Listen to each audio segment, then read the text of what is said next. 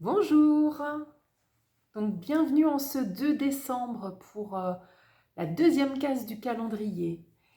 Alors, je continue sur ma série des pieds. Vous avez compris hier l'importance d'avoir les pieds chauds et pourquoi plus particulièrement les pieds qu'ailleurs. Et effectivement, le point 1, le premier point du méridien des reins démarre sous la plante des pieds. C'est d'ailleurs le seul méridien qui démarre sous les pieds. D'autres démarrent aux orteils, mais sous les pieds, c'est vraiment le seul. Et, ben, c'est une porte d'entrée, une des 3 portes d'entrée du froid.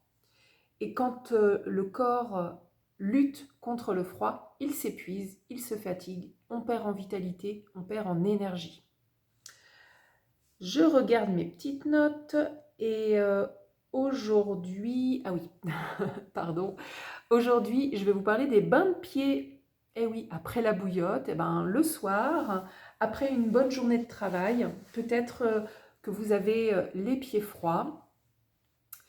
Eh bien moi je vous propose de faire un bain de pieds, idéalement dans une eau à 40-42 degrés.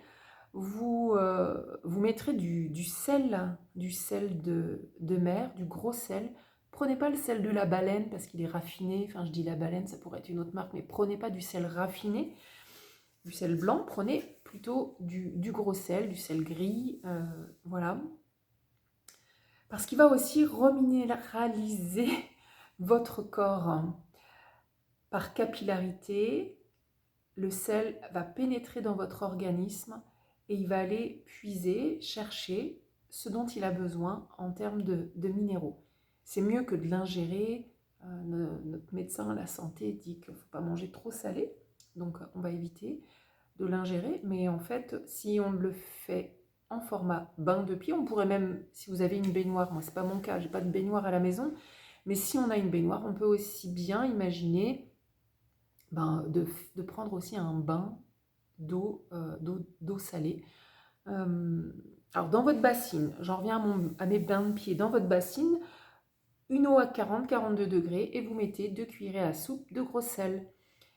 Et voilà, vous savourez pendant 5-10 minutes ce petit soin que vous vous offrez. Ça va vous réchauffer les pieds, ça va vous réchauffer tout le corps et vous allez préserver votre vitalité. On pourrait aussi imaginer à la place du gros sel, mettre des plantes à vertu réchauffante.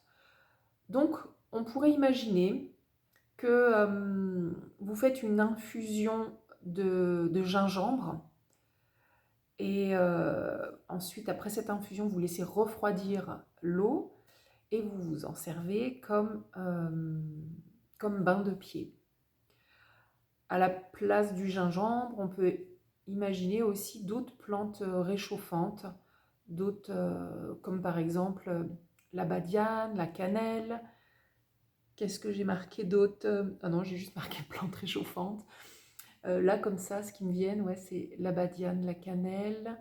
Euh, je vous parlerai d'une autre infusion. Bon, c'est peut-être un peu dommage de mettre ça dans un bain de pied. Mais soyez inventif, soyez imaginatif. Voilà. Regardez éventuellement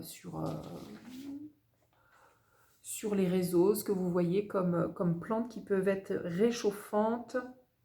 Et d'ailleurs, ça me fait penser, il existe des massages, des soins au cacao. Le cacao fait partie de ces aliments, de ces ingrédients qui sont réchauffants. Bref, on s'écarte un petit peu du sujet. Et bien là, ce soir, peut-être, je vous propose de tester le bain de pied. Vous m'en direz des nouvelles. Allez, à bientôt, portez-vous bien et puis restez au chaud. À bientôt, à demain.